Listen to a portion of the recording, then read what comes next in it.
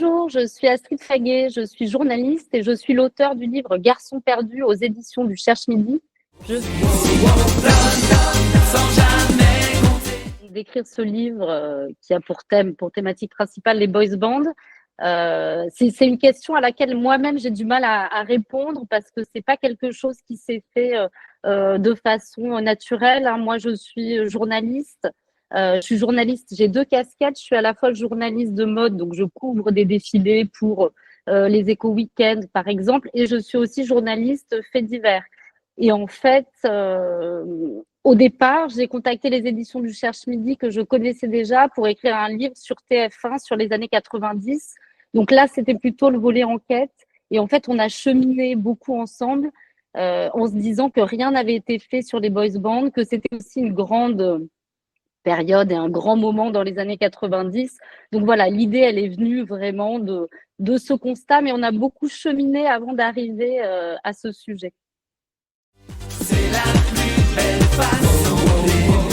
C'est vrai que pour écrire ce livre, il a fallu vraiment. Alors, déjà, il y a 3 groupes français assez importants. Donc, il y a quand même une multiplication de personnages. Et puis, l'idée, c'était vraiment de pouvoir parler avec un maximum de personnes. C'est-à-dire à la fois avoir le côté intime en parlant vraiment avec l'entourage de ces vedettes. Alors, je dis vedettes, même si ça a été quand même très, très court, hein, cette période de célébrité. D'avoir cette partie-là, d'avoir aussi toute l'industrie de la musique, hein, vraiment de pouvoir parler avec les producteurs, mais même les paroliers, voilà, tous ceux qui ont contribué à ce succès.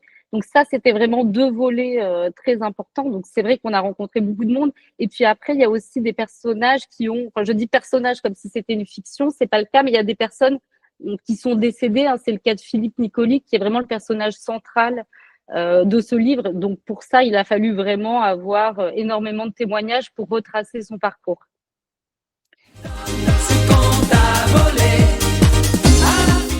Histoire particulière parce que ces garçons, ils ont été célèbres très peu de temps. Hein. On estime en gros que le pic de leur succès, ça a commencé vraiment en 96 et il y a eu 6 mois de grandes célébrités.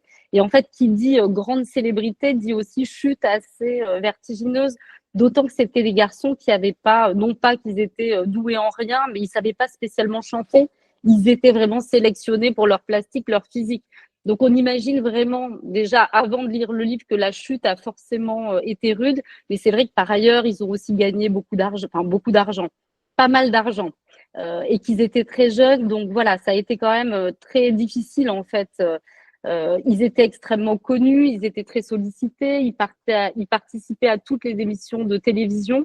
Et puis tout à coup, la société en fait n'a plus voulu d'eux. C'est-à-dire que ce succès qui a été très éphémère, ils ont été chassés ensuite par d'autres têtes d'affiche. Il y a eu en 98 les joueurs de la Coupe du Monde qui tout à coup voilà étaient d'autres héros avec d'autres valeurs. Les comédies musicales aussi qui sont arrivées. Donc ça a été assez éphémère et ce qui fait que l'après a été dur pour eux puisque voilà, ils n'avaient pas de qualité vocale. Donc ils ont tous un peu essayé de rebondir, soit en rôle des producteurs. Ce qui est sûr, c'est qu'eux, ils ont tous. Donc là, on parle de 3 maisons de disques hein, pour 3 groupes français. Donc les To Be Free qui sont les plus importants, les G-Squad et les Alliages ensuite. En tout cas, tous les producteurs ont pressenti que ça allait être un succès. Donc, ils étaient tous assez convaincus que ça allait marcher puisque ça fonctionnait déjà à l'étranger, hein, notamment en Angleterre et aux États-Unis. Ils ont pu voir aussi qu'en Angleterre et aux États-Unis, ça a été assez éphémère. Après, ce sont des groupes qui auraient pu peut-être durer plus longtemps. Donc, leur responsabilité, j'ai toujours du mal à dire voilà laquelle elle est finalement, mais c'est vrai que ils avaient l'exemple des groupes étrangers qui n'ont pas duré. Et ces enfants, ils étaient quand même voilà. Il y en a un par exemple qui avait 16 ans hein, dans le groupe Alliage. Donc c'est vrai que soit ils étaient très entourés par leur famille, et dans ce cas-là, c'était assez plus facile, je dirais, de ne pas sombrer. Mais c'est vrai que quand on a 20 ans, qu'on gagne beaucoup d'argent et qu'on n'est pas préparé à cette chute, c'est assez difficile. Donc, il n'y avait pas une cellule, en tout cas psychologique, mise en place dans ces maisons de disques. Et